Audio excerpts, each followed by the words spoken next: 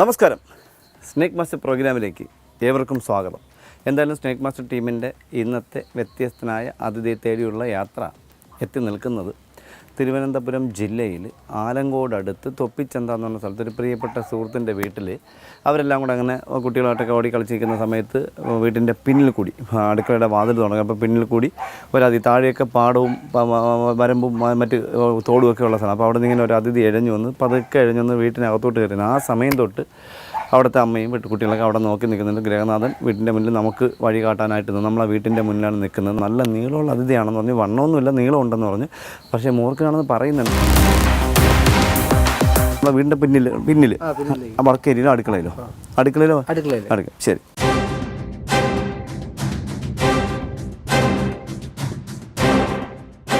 ഇവിടെയൊക്കെ ധാരാളം കാണും കേട്ടോ. മേലോട്ടുള്ള പറമ്പുകളെല്ലാം കാടല്ലേ?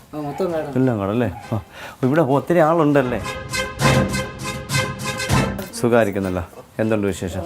എന്താ മോൻ്റെ പേര്? വൈഷ്ണവ്. ഹലോ, നമസ്കാരം. എന്താണ് മോൻ്റെ പേരെന്താ? എന്താ മോളെ പേര്?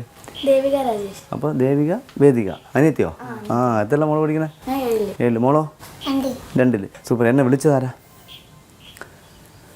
എന്താ ആളെന്നെ ഫോൺ എടുത്ത് വെച്ച് വിളിച്ചു.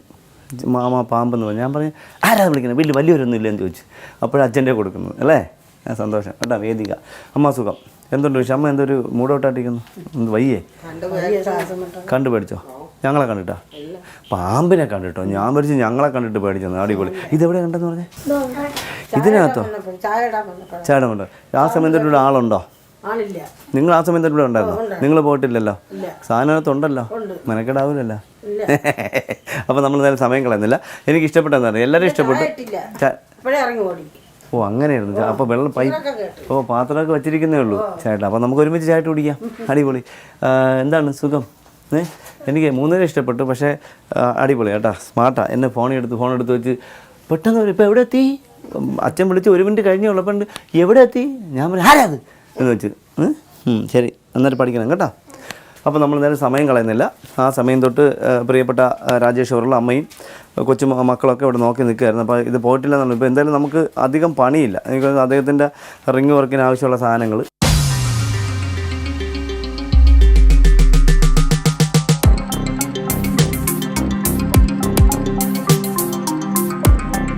ഈ മൺവെട്ടിയൊക്കെ ഇതിനകത്ത് തന്നെ വെച്ചാൽ പോരെ?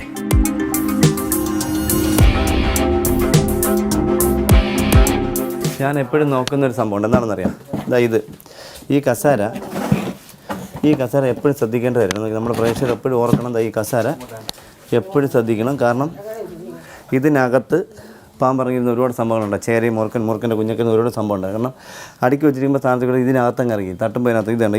ഈ പരമാവധി ഇങ്ങനെയുള്ള സാധനങ്ങൾ പരമാവധി വാങ്ങി വെക്കാതിരിക്കാൻ ശ്രമിക്കുക. അല്ലെങ്കിൽ നിങ്ങൾ വാങ്ങുന്നുണ്ടെങ്കിൽ തന്നെ ഇതിന് ഫില്ല് ചെയ്യണം. ഇങ്ങനത്തെ തുണിയോ പേപ്പറോ ഇതിന് കുത്തി ഞെരുക്കി നല്ല സീൽ ചെയ്യണം. ഒരിക്കലും ഇങ്ങനത്തെ സാധനം വാങ്ങരുത്. ഇതെല്ലാം നമ്മൾ ഇപ്പോഴത്തെ വീടുകളിൽ ഒരുപാട് അപകടം ഉണ്ടാക്കാൻ സാധ്യതയുള്ള സാധനമാണ്. ഇതാണ്ട ഈ ഇതിനകത്ത്. അപ്പോൾ ഇതിനകത്ത് തുണിയോ അങ്ങനെ എന്തെങ്കിലും ഫില്ല് ചെയ്യണം. അല്ല ഒരു കാരണം പറ്റുമെങ്കിൽ ഇതിപ്പോൾ കമ്പനിക്കാർ വാങ്ങിച്ചു വെച്ച് കഴിഞ്ഞപ്പോൾ ഞാൻ ഇത് പറഞ്ഞാൽ മിക്കവാറും എനിക്ക് അവർ കൊട്ടേഷൻ ഇടും എന്നുള്ളതാണ്. കാരണം ഇത് നമ്മുടെ സേഫ്റ്റിക്ക് പറ്റിയതല്ല ഇങ്ങനത്തെ സാധനം. അപ്പോൾ അത് നോക്കണം.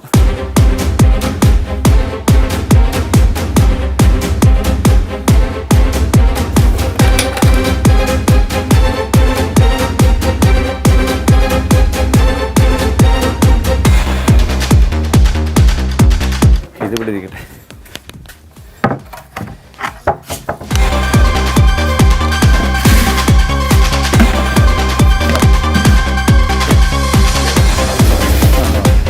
ചെറുതല്ലല്ലോ.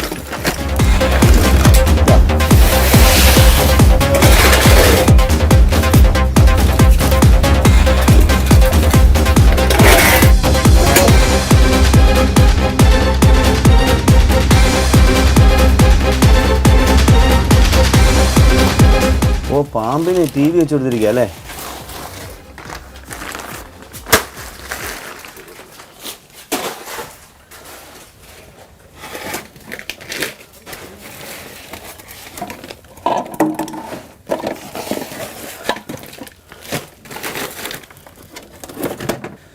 ചെറുതല്ലെന്ന് ഉറപ്പല്ലേ? ഇതിനകത്തൊന്നും കയറത്തില്ലല്ലോ. ഇതിൽ കൂടെ ഇതാ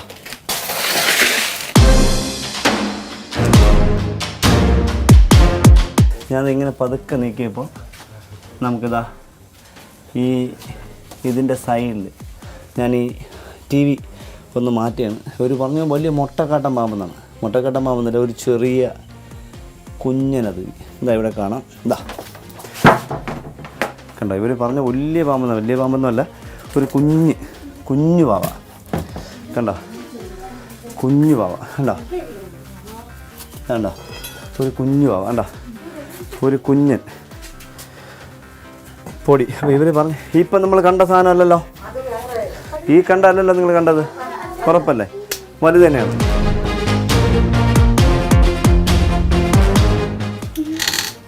അതാ നോക്കിയേ, ഇതായിരിപ്പുണ്ട്. എന്തായാലും പുള്ളിക്കാരൻ പറഞ്ഞല്ലോ നല്ല നീളമുള്ള നല്ല സാധനം. പക്ഷേ സ്കിന്ന് കണ്ടാൽ അറിയാം, ഫീമെയിൽ, പെണ്ണ്. ഈ വർഷം 2025 എണ്ണ ചേർന്ന് 26 മുട്ടയിട്ട് ഏകദേശം 28ഓളം കുഞ്ഞുങ്ങളെ വിരിയിക്കാൻ കപ്പാസിറ്റിയുള്ള ഒരു പെണ്ണതിഥി. നോക്കൂ, ഒരു പെണ്ണതിഥി കണ്ടോ. അപ്പോൾ അവർ കണ്ടത് വെറുതെ ആയില്ല. ഇതൊക്കെ ഒന്ന് മാറ്റാം, ആദ്യം കമ്പും ഇതൊക്കെ ഒന്ന് മാറ്റാം. അപ്പോൾ എനിക്ക് തോന്നുന്നത് 100% പുള്ളിക്കാരൻ പറഞ്ഞതുപോലെ അടുത്തൊക്കെ നല്ല പറമ്പുകളാണ്, കാടിയേറി കിടക്കുന്നുണ്ട്. എന്തായാലും ഇതാ മാറ്റി, ഇതാണ്ടോ അടിപൊളി. അപ്പോൾ എനിക്ക് തോന്നുന്നു മിക്കവാറും നമ്മൾ കണ്ടില്ലായിരുന്നെങ്കിൽ ഇന്ന് ഈ കുഞ്ഞനെ മിക്കവാറും വലിയ ആൾ തട്ടിയാണ്. എന്തായാലും അമ്മയും കുഞ്ഞും അല്ല എന്ന് നമുക്കൊരിക്കലും പറയാനും പറ്റില്ല. കാരണം അമ്മയും കുഞ്ഞും ഒരിക്കലും ഒരുമിച്ച് സഞ്ചരിക്കത്തില്ല. പക്ഷേ അടുത്ത് എവിടെ നിന്നോ സ്പ്ലിറ്റ്, എനിക്കൊന്നൊരു 2 മാസത്തിലേറെ പ്രായം വരുന്ന ഒരു കുഞ്ഞ് മൂർഖനതിഥി. ഇത് ഫീമെയിലാണ്, മുട്ടയിട്ട അതിഥിയാണ്. അമ്മ അല്ല എന്ന് നമുക്ക് ഒരിക്കലും പറയാൻ പറ്റില്ല. എന്നാൽ അമ്മയാണെന്ന് നമുക്ക് ഒരിക്കലും ഉറപ്പിച്ച് പറയാനും പറ്റില്ല. അപ്പോൾ നമ്മൾ ഒരിക്കലും ഇവിടുന്ന് മൂർഖനൊരു അത്ഭുത സംഭവമൊന്നുമല്ല. ഇവിടെ ധാരാളം കിട്ടുന്നൊരു സ്ഥലമാണ്. എനിക്ക് ആലങ്കോട്, തൊപ്പിച്ചന്ത, ഈ മണനാക്ക്, ഇങ്ങനെ ഈ ഭാഗത്തൊക്കെ ഇഷ്ടം പോലെ മൂർഖനതികൾ കിട്ടുന്നൊരു സാഹചര്യം. പക്ഷേ ഇത് ഫീമെയിലാണ്, മുട്ടയിട്ട് കുഞ്ഞ് വിരിച്ചതിന് ശേഷം ഭക്ഷണം തേടി ഇറങ്ങിയ അമ്മ അതിഥിയാണ്. വയ്യായികയുണ്ട് അമ്മയ്ക്ക്. നമ്മളുണ്ട് എല്ലാ ജീവികൾക്കും അവരുടെ പ്രൊട്ടക്ഷൻ, സെൽഫ് പ്രൊട്ടക്ഷൻ. പക്ഷേ ഇവിടെ കുഞ്ഞുണ്ടോ, ഈ കുഞ്ഞിനറിയില്ല, ഇപ്പോൾ ഈ തള്ളയ്ക്കറിയില്ല, അഥവാ എൻ്റെ അമ്മയാണെങ്കിൽ പോലും അതിനറിയില്ല എൻ്റെ മകനാണോ മകളാണോ എന്നറിയില്ല. അതിനാകുമ്പം ഭക്ഷിക്കുന്നുണ്ടോ. പക്ഷേ അടി നോക്കിയേ, അടിച്ചൊക്കെ കുഞ്ഞ് മുറുക്കിൻ്റെ പത്തിയുടെ പുറകെ നോക്കിയേ. നമ്മുടെ മറ്റ് സിമ്പലിനെ പോലെ, മറ്റേ കണ്ണാടി പോലെയല്ല, മറ്റ് കണ്ണാടി ഉണ്ട്. ഈ കണ്ണാടി നോക്കിയേ 2 റൗണ്ട് കണ്ടോ. അമ്മയെ കൊത്തി കണ്ടോ അത്. പക്ഷേ ആ ചെറുതിൻ്റെ കണ്ണാടി ഉണ്ട്, കണ്ണിക്കൊരു വ്യത്യാസം പോലെ. ഇതാണ്ടോ ഈ കണ്ണാടിയുടെ പുറകോശം നോക്കിയേ, ഈ കുഞ്ഞിൻ്റെ കണ്ണാടിയുടെ പുറകോശം നോക്കിയാണ്ടോ, ഒരു ചിത്രശലഭത്തിൻ്റെ ഒരു ഇതുപോലെ. അല്ലെങ്കിൽ ലവ് എന്താ പറയുക, നമ്മുടെ ടൈഗർ എന്താ പറയുക, ടൈഗർ ബട്ടർഫ്ലൈയുടെ പുറകിലത്തെ ബട്ടർഫ്ലൈ കണ്ടോ. ഈ കണ്ടതാ, കണ്ണട ഉണ്ടോ പുറകിലത്തെ കണ്ണട, ഒരു വ്യത്യാസം. ഇതാ നോക്കിക്കോളൂ.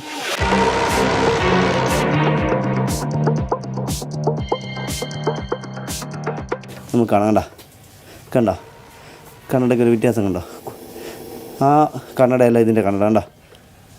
ഈ വരുന്ന സ്പെക്ടിക്കിൾഡ് വരുന്ന ആ പാറ്റേൺ കണ്ടോ, ആ ഡിസൈൻ അതല്ല കണ്ടോ.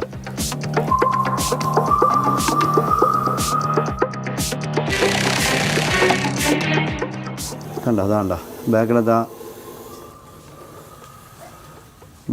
പാറ്റേൺ കണ്ടോ, ആ ഡിസൈൻ കണ്ടോ. കണ്ടോ കടിക്കാനായിട്ട് വായി നല്ല തുറക്കുന്നുണ്ടോ. അപ്പോൾ എനിക്ക് തോന്നുന്നത് ഇതിനെ കണ്ട് പേടിച്ച് അങ്ങനെ ഇരുന്നതായിരിക്കാം. സൗകര്യത്തിന് കിട്ടിയെങ്കിൽ അത് ഇതിനെ മിഴുങ്ങിയേനെ, മിക്കവാറും മിഴുങ്ങണ്ട.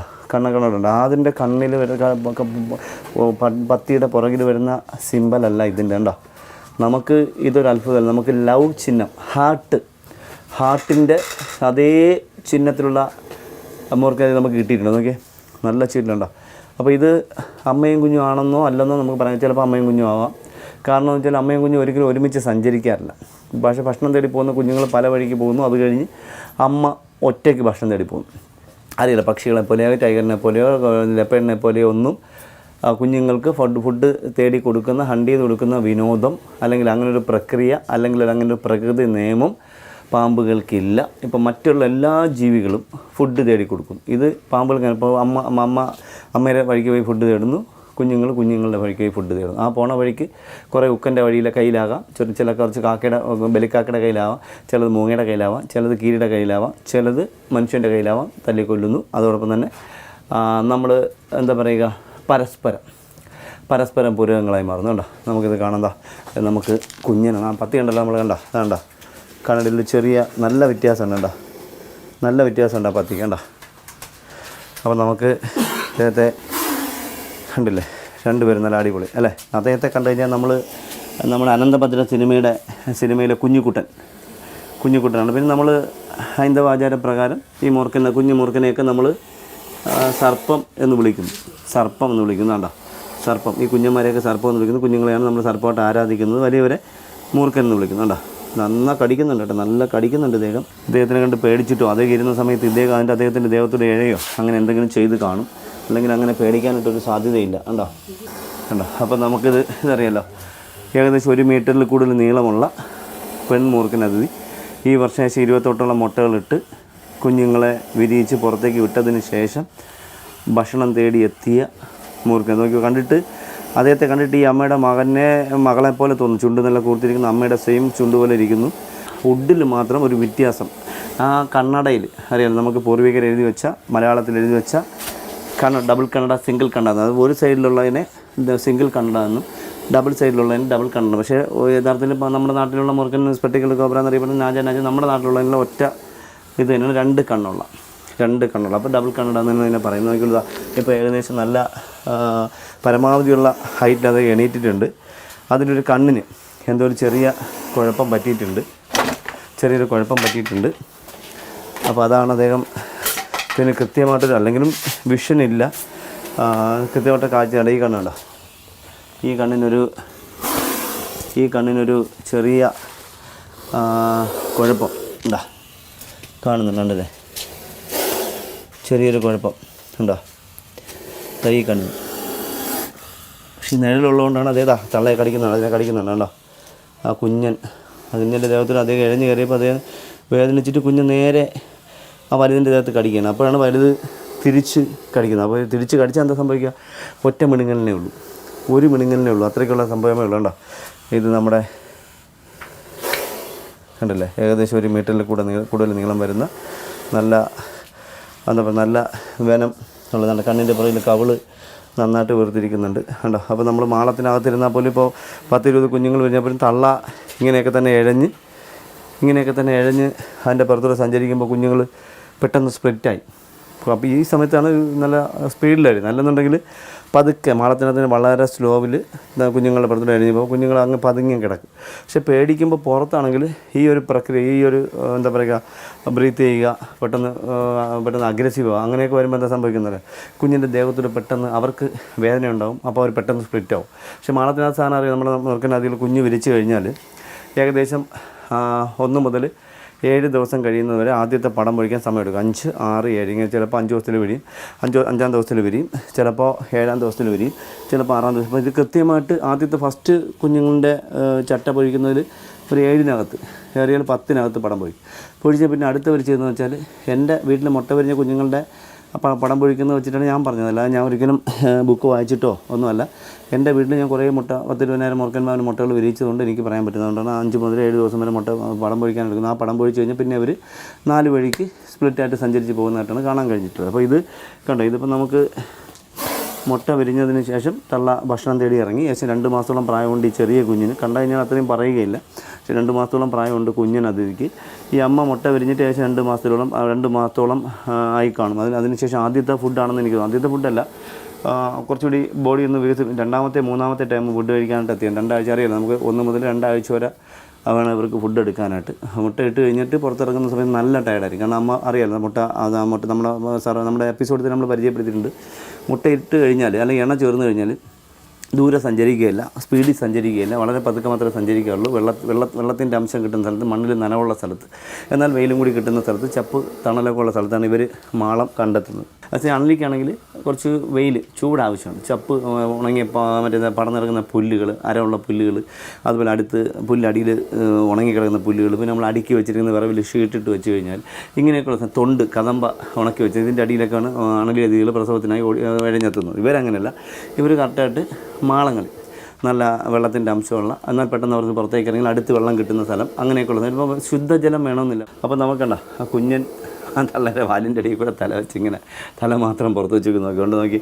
അപ്പോൾ നമുക്ക് പെട്ടെന്ന് കണ്ടാത്തൊന്നും നമ്മുടെ പക്ഷിയെ മറ്റ് ജീവികൾ പിടിക്കാൻ വരുമ്പോൾ അമ്മ അതിനെ പ്രൊട്ടക്റ്റ് ചെയ്യും പോലെയാണ് തോന്നുന്നത്. തല വെച്ചിരിക്കുന്നതൊക്കെ ഇപ്പോൾ കണ്ണ് മാത്രമേ ഉള്ളൂ, തല മൊത്തം അകത്തേക്ക് വെച്ചു. പക്ഷേ അതല്ല, അദ്ദേഹത്തിൻ്റെ പുറത്തൂടെ എഴിഞ്ഞ് പോയപ്പോൾ തലയങ്ങ് വേദന ഇല്ലാത്തതുകൊണ്ട് അവിടെ വെച്ചിട്ടുണ്ട്. പക്ഷേ കുറച്ചുകൂടെ ബോഡിയിൽ അങ്ങോട്ട് ഇറങ്ങി അവൻ തലയങ്ങ് വലിച്ചിട്ടുണ്ട്, നല്ല വേദനയ്ക്കും.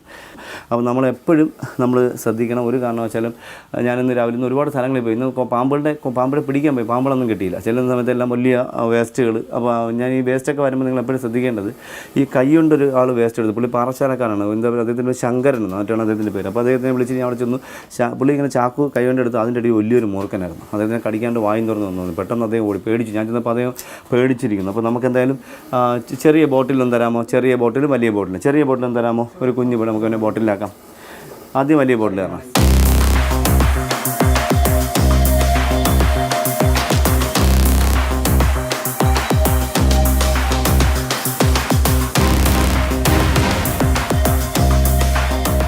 മോളെ ബോട്ടിലിങ്ങനെ ഉണ്ടോ മോളെ? ബോട്ടിൽ പതുക്കെ.